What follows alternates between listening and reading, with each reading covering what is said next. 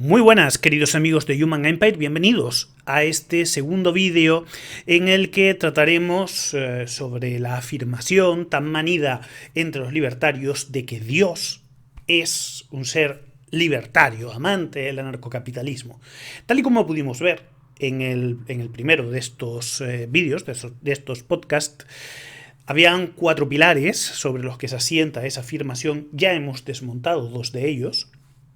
Hemos desmontado, en primer lugar, el hecho de que los gobernantes obtengan la autoridad por parte del diablo. Recordad el capítulo 13 de la carta a los romanos, en los que se deja claro que no hay autoridad que no sea conseguida por Dios. Y recordad, por supuesto, todas las matizaciones que se hicieron para intentar entender qué es eso que quiere decir que el diablo haya obtenido el poder sobre esos reinos. Recordad que cuando tienta a Jesucristo en el desierto, le dice que la autoridad sobre los mismos le ha sido dada. Y el otro pilar que desmontamos es aquel que defendía que Cristo en realidad es anarcocapitalista porque rechazó ser rey cuando pudo haberlo sido. Ambas, como pudimos ver en detalle, son afirmaciones que no tienen ningún tipo de sentido, pero nos habían quedado otras dos que tratar. La primera de ellas es que a Dios no les gustan las democracias y solamente les gustan las monarquías. Y eso, de alguna manera, viene a respaldar la idea que han defendido algunos teóricos del libertarismo, como en algún momento ha podido ser Hans Hermann Hoppe, o alguien, un representante del libertarismo, que es de los pocos por los que siento genuino respeto, que es el profesor Ancho Bastos. No obstante, quiero dejar esto claro. Siento un gran respeto personal por el profesor Ancho Bastos, y eso que no lo conozco personalmente, porque es un caballero con C mayúsculas. Es una persona que se merece que sea quien sea el que se vaya a referir a él, lo haga de forma amable y de ninguna manera peyorativa. Pero no puedo estar de acuerdo con sus argumentos. Por lo tanto, mi disenso con el profesor Ancho Bastos va a ser tan amable como las circunstancias lo permita, y teniendo en cuenta su cualidad de auténtico señor, puedo asegurar que si en algún momento existe por mi parte apasionamiento, espero que se entienda que es contra el argumento y nunca contra su persona. Esto lo quería dejar meridianamente claro. El segundo de los argumentos es que en realidad no va a existir un reinado celestial. O sea, según, bueno, no sé cómo llamarlo, en la famosa, la colección de estupideces que dio en una supuesta conferencia en la Fundación de Rafael del Pino, que podréis encontrar rápidamente si lo busquéis en YouTube, defiende esto, defiende que, bueno, esa situación idílica puede llegar simple y llanamente por el libre mercado. Teniendo acceso al libre mercado vamos a poder llegar a una situación que, si no cercana, va a ser equivalente a la situación perfecta. Veremos, por cierto, cuando tratemos este punto, que ya había dado respuesta a esta idea 2 de los grandes teóricos del liberalismo, como son John Locke y Adam Smith. Y aquí tengo que poner una puntualización, y veréis por qué. Si vais a el texto clásico de los 2 conceptos de justicia de Isaiah Berlin, él, al hablar de John Locke, dice que John Locke era libertario. Claro, si Locke es libertario, Locke opina lo mismo que Huerta de Soto, que Milei y que todos estos individuos. Bueno, pues no. La palabra libertario tiene, desgraciadamente, 2 usos diferentes, lo que se presta a confusión. Tiene un uso en los países angloparlantes y otro en la Europa continental. Por centrarnos, en primer lugar, en la Europa continental, donde se supone que nace el término libertario, según si cogéis la Wikipedia, lo sitúa en la Revolución Francesa, haciendo referencia, por supuesto, a aquellos movimientos más extremos de defensa de la libertad del individuo, pues no tenían una relación excesivamente estrecha con el concepto que se le suele poner al día de hoy y que está relacionado, por ejemplo, con las personas de Ludwig von Mises, de Murray Rothbard, del ya citado Hans Hermann Hoppe, de Huerta de Soto y demás. El por qué no tienen nada que ver es porque en ningún momento los revolucionarios franceses tenían la idea de hacer una revolución que fuera a seguir los dictados de mantener Un libre comercio llevado al extremo, hasta tal punto de que hasta con las personas se pueda comerciar. Si vosotros veis la obra de la ética entre comillas, por supuesto, de la libertad de Murray Rothbard, él defiende que tiene que haber un mercado de niños. Es decir, que incluso los niños iban a poder ser tratados como si fueran mercancías. Ojo con el matiz, he dicho como si fueran, no siendo mercancías, porque en teoría con lo que se puede comerciar es con la patria potestad que tiene el padre sobre el niño.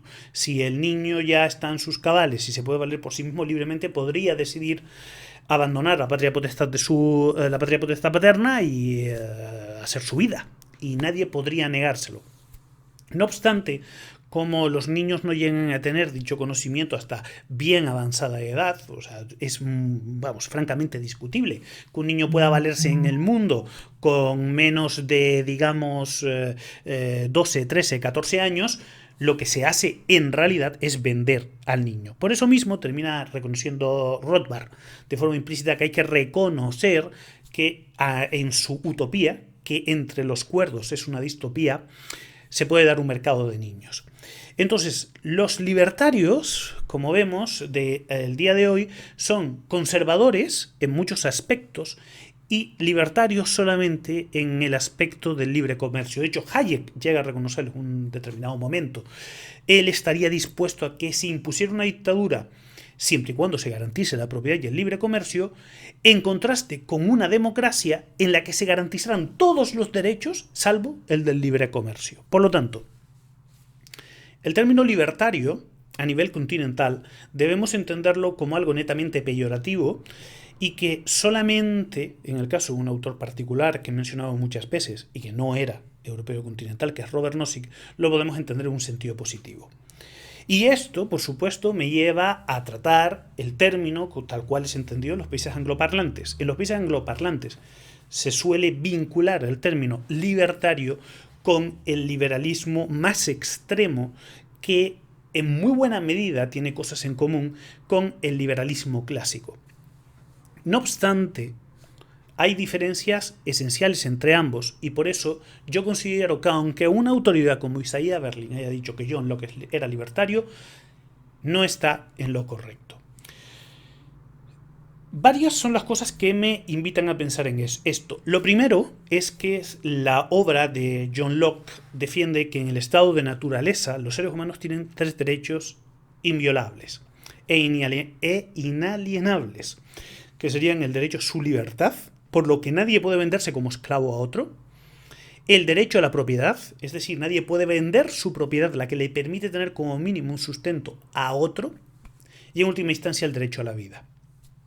Sin embargo, los libertarios no están en contra, o sea, ellos no consideran de que alguien no debería de poder venderse como esclavo a otro. Es cierto que, por ejemplo, Rothbard, ya que lo hemos mencionado, él opina que no es aceptable que una persona se venda como esclavo a otro, pero la mayor parte de libertarios consideran que siempre que las decisiones las toma una persona de forma voluntaria y no exista coacción de por medio, la decisión es aceptable.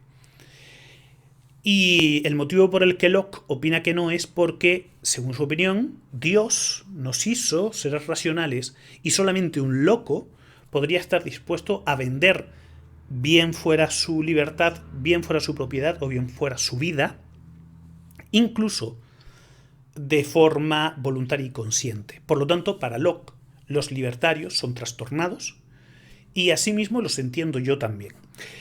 Por lo tanto, vamos a ponernos manos a la obra y vamos a empezar viendo un texto que utilizan los libertarios para defender que en realidad a Dios lo que le gusta son las monarquías y que podremos encontrar en el libro Primera de Samuel, capítulo 8, que vamos a leer. Cuando Samuel envejeció, nombró a sus hijos jueces de Israel. Su hijo mayor se llamaba Joel y el segundo Abías. Los dos eran jueces en Berseba, pero sus hijos no siguieron sus pasos. Buscaban riquezas de forma deshonesta, aceptaban sobornos y juzgaban de manera injusta. Con el tiempo, todos los ancianos de Israel se reunieron y fueron a Ramá para ver a Samuel. Le dijeron: «Mira, tú te has hecho viejo y tus hijos no han seguido tus pasos. Así que nombra un rey para que nos juzgue, como lo tienen todas las demás naciones. Pero a Samuel le disgustó que le dijeran, danos un rey para que nos juzgue.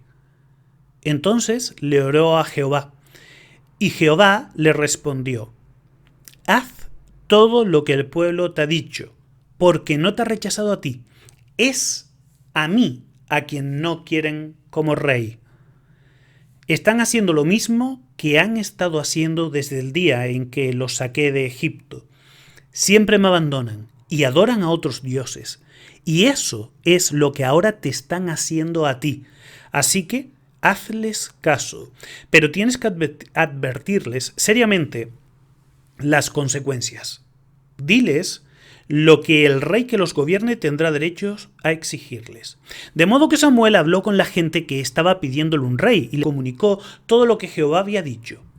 Les dijo, esto es lo que tendrá derecho a exigirles al rey que los gobierne. Se llevará a los hijos de ustedes para ponerlos en sus carros de guerra y en su caballería, y algunos tendrán que correr delante de sus carruajes. A otros los hará jefes de su ejército, jefes de 1000 y jefes de 50, y a otros los pondrá a arar y cosechar sus campos, a fabricar sus armas de guerra y el equipo para sus carros. Se llevará a las hijas de ustedes para que sean fabricantes de ungüentos, cocineras y panaderas.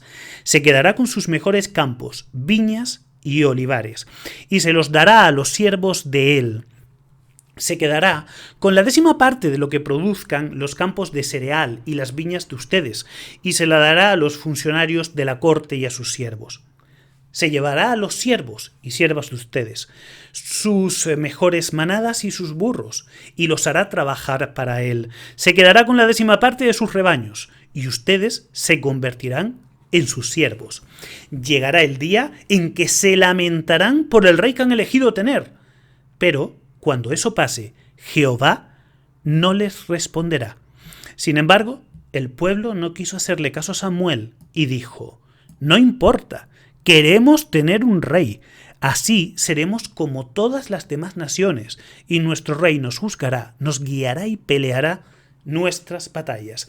Después de oír todo lo que dijo el pueblo, Samuel se lo comunicó a Jehová, y Jehová le dijo a Samuel, escúchalos y nombra un rey para que los gobierne. Entonces Samuel les dijo a los hombres de Israel que cada uno regrese a su ciudad. Los libertarios, obviamente, a mitad de texto suelen cortarlo, es decir, permitidme que vuelva atrás, suelen parar aproximadamente en el versículo 9. Porque si leéis al completo a este texto, os está dejando bien claro de que Dios ve como algo muy malo una monarquía humana. Les está diciendo de que los van a tomar un hombre el gobierno sobre los otros. Ahora bien, ¿esto quiere decir de que a Jehová no le gustan las monarquías? No. Fijaos que él lo que le dice abiertamente a Samuel, que a quien rechazan como monarcas a él, es al mismo Jehová. Una monarquía divina es cosa excelente, porque el único que tiene un poder soberano y justo, que podría invocar en cualquier momento, y que lo hará cuando llegue el momento adecuado y que lo ha decidido, es Jehová. Por lo tanto, Jehová no está demostrando antipatías contra la democracia y simpatías contra las monarquías. Al contrario, está demostrando que las monarquías humanas son un desastre, que a lo que los van a llevar es a abusos, lo que los va a llevar es a convertirse a siervos, lo que los va a llevar es al desastre. Por eso, esta reacción tan vehemente por parte de Jehová en la que le dice esto. Fijaos bien, vamos a volver al versículo 7. Haz todo lo que el pueblo te ha dicho, porque no te han rechazado a ti. Es a mí a quien no quieren como rey. Por lo tanto, y teniendo en cuenta de que no es a Jehová a quien quieren como rey los libertarios, no se puede decir que la monarquía sea algo bueno a ojos de Dios. Es algo despreciable. Aclarado esto, hay que hacer una puntualización antes de explicar lo que ahora quiero transmitiros. En el antiguo Atenas, la primera democracia que merece tal nombre, gran parte de los cargos públicos se elegían por sorteo. Es decir, existían unas pocas magistraturas que eran electivas y se elegían entre personas que tenían una capacidad específica para cumplir con tal trabajo, como por ejemplo en defensa, que se elegía a los strategoi, creo recordar, no os fiéis mucho en memoria, que era el nombre en griego koiné de ese magistrado, pero en el resto, al ser los asuntos públicos los que se iba a tratar, se elegían a las personas que se fueran a encargar de los mismos por medio de sorteo. Bien, ¿y qué nos dice la Biblia? O sea, tenemos algún ejemplo de decisión que se tomara por sorteo entre, a fin de cuentas, los apóstoles, los que quedaron a cargo de los asuntos de Dios tras la muerte de Cristo. Pues si nos vamos a Hechos de los Apóstoles, a el capítulo número 1 y vamos a el versículo 23 hasta el 26, leemos lo siguiente. Así que propusieron a dos, a José llamado Barsabás y también conocido como Justo, y a Matías. Después oraron y dijeron: Oh Jehová, tú que conoces los corazones de todos, indica a cuál de estos dos hombres has elegido para recibir este ministerio y apostolado que Judas abandonó para irse a su propio lugar. Entonces echaron suertes, y la suerte cayó sobre Matías, y él fue añadido a los 11 apóstoles. Como vemos, dejaron a la suerte, a la suerte tengamos en cuenta de que ellos estaban entendiendo de que Dios iba a intervenir para decidir quién iba a obtener el apostolado. Por lo tanto, nosotros tenemos que aquí en esta situación hay algo muy parecido a lo que existe en las democracias. Pero no me entendáis mal. No estoy diciendo de que Jehová apruebe las democracias. De hecho, a Jehová, el único gobierno que le parece absolutamente legítimo, absolutamente bueno, es el que va a llevar a cabo Jesucristo cuando llegue el momento adecuado. Pero no ninguno humano. Sin embargo, tiene bastante, y por eso he cogido este texto, bastante de curioso que nos presenten como malvada a la democracia, pese a que tengamos textos en los que se dejó a la aleatoriedad movida por Jehová esas decisiones, y sin embargo se presente como bueno un texto en el que básicamente Dios está rechazando las monarquías humanas. Por lo tanto, no existe dentro de la Biblia que nos hagan pensar que las monarquías son el sistema entre los humanos de gobierno preferido por Dios. Es el sistema elegido por Dios para el gobierno mesiánico. Pero incluso el gobierno mesiánico tiene una particularidad única. Y esa particularidad única se puede ver que aunque el Cristo va a ser quien gobierne, en todo el texto de Apocalipsis nos dicen de que junto al Cordero hay otros que le acompañan allá a donde va. ¿Y quiénes son aquellos que le acompañan allá a donde va? Pues son los ungidos. Y como el texto en el que se menciona esto es del libro de Apocalipsis o Revelación, dependiendo de la Biblia que tengáis a mano, y como recordaréis del anterior vídeo, como hay una amenaza bien clara y explícita para que no sean de ninguna manera deformados esos textos, vamos a leerlo literalmente. Lo podréis encontrar en Apocalipsis capítulo 5 y vamos a leer desde el versículo 1 hasta el versículo 10. En la mano derecha del que estaba sentado en el trono vi un rollo escrito por los dos lados. Estaba bien sellado con 7 sellos, y vi a un ángel poderoso que proclamaba con voz fuerte: ¿Quién merece abrir el rollo y romper sus sellos? Pero nadie, ni en el cielo, ni en la tierra, ni debajo de la tierra, podía abrir el rollo y ver lo que había escrito en él. Rompí a llorar desconsoladamente porque no se encontraba nadie que mereciera abrir el rollo y ver lo que había escrito en él. Pero uno de los ancianos me dijo: no llores más, mira, el león de la tribu de Judá, la raíz de David, ha vencido, así que él puede abrir el rollo y sus 7 sellos. En medio del trono y de los 4 seres vivientes y en medio de los ancianos, vi de pie un cordero que parecía haber sido sacrificado. Tenía 7 cuernos y 7 ojos. Los ojos representan los 7 espíritus de Dios que han sido enviados por toda la tierra. El cordero enseguida se acercó y tomó el rollo de la mano derecha del que estaba sentado en el trono. Cuando tomó el rollo, los 4 seres vivientes y los 24 ancianos cayeron delante del cordero. Cada uno tenía un arpa y tazones de oro llenos de incienso. El incienso representa las oraciones de los santos. Y cantan una canción nueva que dice: mereces tomar el rollo y abrir sus sellos, porque fuiste sacrificado y con tu sangre compraste para Dios personas de toda tribu, lengua, pueblo y nación. Tú hiciste que fueran un reino y sacerdotes al servicio de nuestro Dios, y ellos reinarán sobre la tierra. El libro de Apocalipsis, como sabéis, es un libro simbólico. ¿Quién es el Cordero? El Cordero es el Cristo. El Cordero fue aquel que se sacrificó para que, como dice el texto, se salvaran todas las personas de toda lengua, tribu y, y nación, o para decirlo correcto. Y si os fijáis al final, dice que ellos reinarán sobre la tierra. ¿Quiénes son ellos? Repetimos, los ungidos. ¿Quiénes son los ungidos? Por poner un ejemplo, los apóstoles son ungidos. Y dice que reinarán. ¿Por qué motivo, si los que van a reinar son muchos, es decir, será el Cristo más un número que se da exacto en el libro de Apocalipsis, que son 144.000, se habla de reino y no de aristocracia? Pues hay un motivo que yo entiendo que es por el que se sigue utilizando el término reino. Todos actuarán como uno solo siguiendo un único criterio. Ese criterio va a ser el criterio del amor, el criterio de la justicia. Entre ellos no va a haber parcialidad. Por eso mismo, como no van a haber dos voces discordantes, ni dos voluntades discordantes, sino que la única voluntad que va a regir aquí es la de la justicia, se puede hablar de que va a haber un reino. Por lo tanto, aquí vemos otro de los elementos que diferencian a el concepto cristiano de monarquía, de reino, con el mundano. En el mundano, como pudimos ver en el anterior podcast, se considera de que la diferencia entre monarquía, aristocracia y república estaría en que la monarquía sería el gobierno de uno, la aristocracia el gobierno de varios y la democracia sería el gobierno de la mayoría. Sin embargo, aquí vemos de que hay un número mayor, no es uno solo, no es solo el Cordero, está hablando de que el Cordero y los que van con el Cordero son los que reinarán.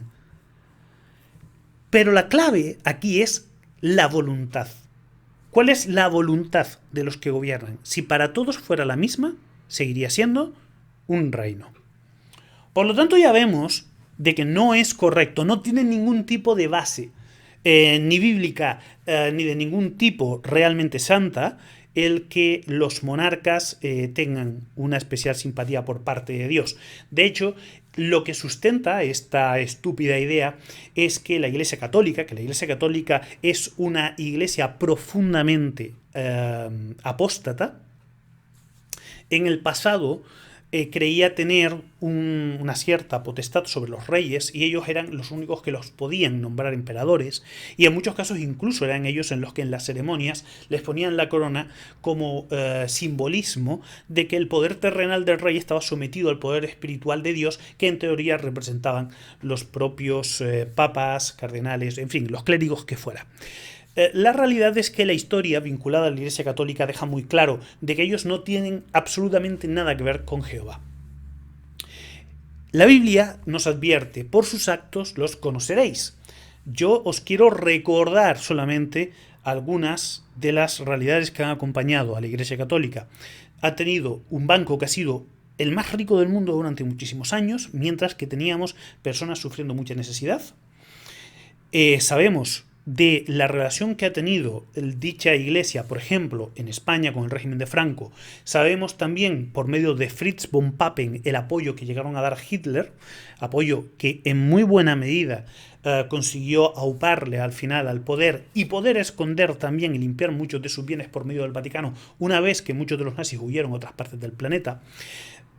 Es de todos conocidos la cantidad de abusos relacionados con la pederastia que ha intentado tapar la Iglesia Católica, en suma.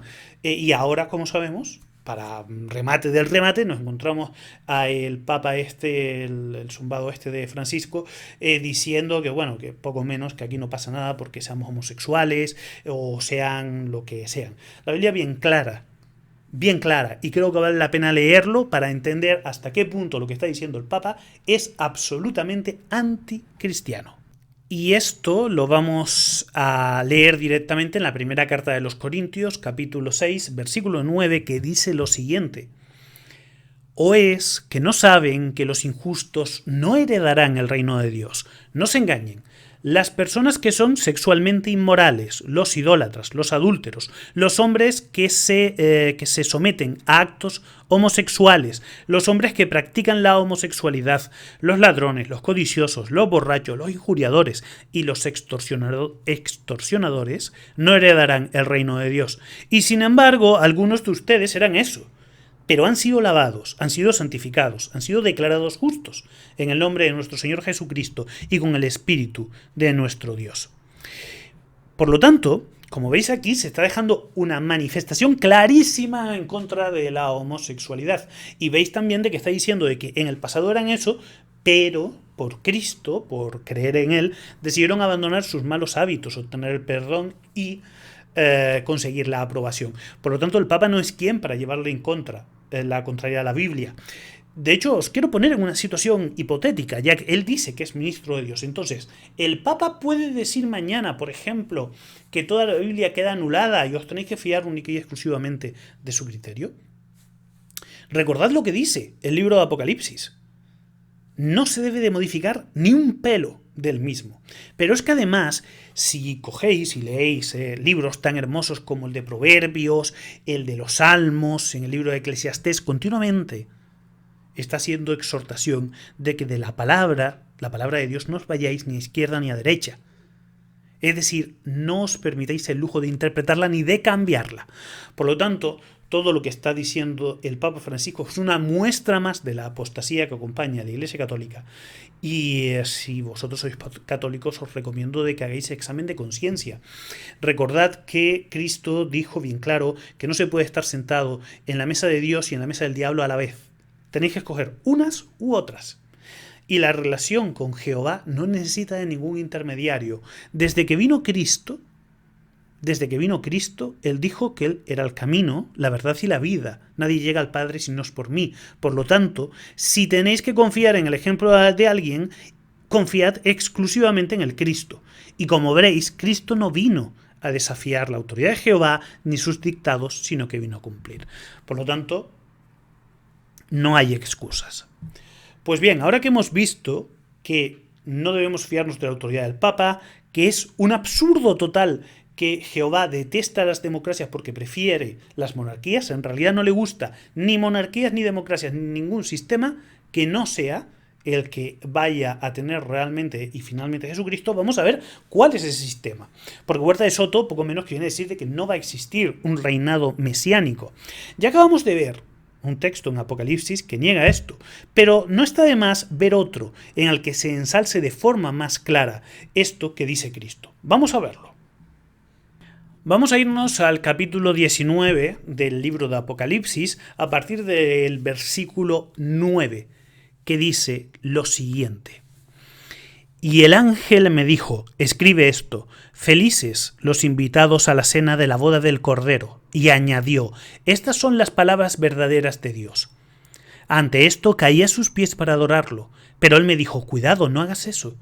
Yo solo soy un esclavo como tú y tus hermanos, que tienen la misión de dar testimonio acerca de Jesús. Adora a Dios, porque el testimonio acerca de Jesús es lo que inspira las profecías. Vi el cielo abierto, y en esto apareció un caballo blanco. Su jinete se llama Fiel y Verdadero, y juzga y guerrea con justicia. Sus ojos son una llama de fuego, y en su cabeza hay muchas coronas. Lleva un nombre escrito que solo él conoce, nadie más. Va vestido con un manto manchado de sangre, y se le llama por este nombre, la palabra de Dios. Además, los ejércitos del cielo lo seguían en caballos blancos y estaban vestidos de lino de calidad, blanco y limpio. De la boca de él sale una espada larga y afilada para atacar a las naciones, y las pastoreará con vara de hierro. Además, pisa las uvas en el lagar del furor de la ira de Dios, el Todopoderoso, y en su manto, a la altura de su muslo, tiene un nombre escrito, Rey de Reyes y Señor de Señores. Como veis, es un texto cargado de muchísimo simbolismo. Es obvio, si os fijáis en la parte final, cuando dice que pisa las uvas del lagar del furor de Dios, del Todopoderoso, ya nos está dejando bien claro que no se refiere a Jehová.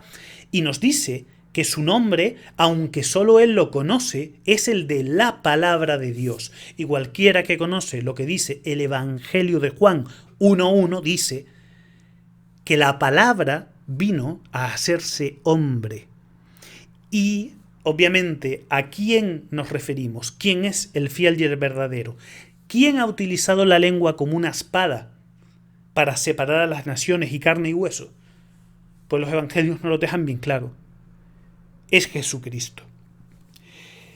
Por cierto, aprovecho porque en alguna que otra tertulia de opinólogos en televisión que no tienen ni idea de nada, precisamente cuando Jesucristo dice que no vino a poner paz, sino espada en el mundo, no se refiere a una espada literal. Fijaos de que aquí habla de que su lengua es como una espada. ¿Por qué quiere decir esto? Porque cuando se predica la verdad, cuando se dice la verdad puede hacer más daño que una espada. Pero este tipo de daño es un daño que es positivo. Es decir, si una persona escucha lo que es bueno y le hace daño, porque si a alguien le hace daño escuchar las cosas que son buenas, quiere decir de que él ha estado haciendo lo malo. Por lo tanto, debe de cambiar. Así que debemos entender que en este sentido, cuando se habla de espada, se está hablando de que la espada, al decir la verdad, provoca la separación entre la verdad y la mentira. Y por eso habrá guerra entre naciones. Habrá guerra entre aquellos que son verdaderos, que son los que siguen al Cordero, y aquellos que son mentirosos, que son las naciones de este mundo. Pero en su versículo 16, que es donde está la clave, se deja bien claro. Y en su manto, a la altura del muslo, tiene un nombre escrito: Rey de Reyes y Señor de Señores. Por lo tanto, no hay ninguna duda. O sea, recordemos, este es un texto del que no se debe cambiar absolutamente nada, ni un pelo. Y para rematarlo, recordad que cuando Cristo estuvo delante de Poncio Pilatos dijo que su reino no era de este mundo. Si su reino fuera de este mundo, por supuesto, a él no lo hubiera podido tocar nadie. Pero él había venido a morir. Por lo tanto, él estaba cumpliendo con una misión bíblica. La misión bíblica de venir a darnos testamento, de venir a enseñarnos, y venir a enseñarnos obviamente no para que vengan tres chiquilicuatres como Milei o Huerta de Soto y puedan, en nombre, intentando blanquear el nombre del libertarismo, venir y decir que Dios y que Cristo eran libertarios. Bueno, pues con esto ya doy por finalizada, por supuesto, la respuesta a estos dos individuos. Se ha alargado no porque yo crea que ellos merecen que se les preste atención. De hecho, he entrado, o sea, todos los argumentos que he tocado en estos podcasts son los más básicos de la Biblia. Hay otros textos muchos más exigentes para personas que ya tienen un bagaje, llevan muchos años estudiando sinceramente la Biblia y por lo tanto son capaces de notar y conseguir captar el sentido de los pequeños matices que en otros textos queda todavía más claro.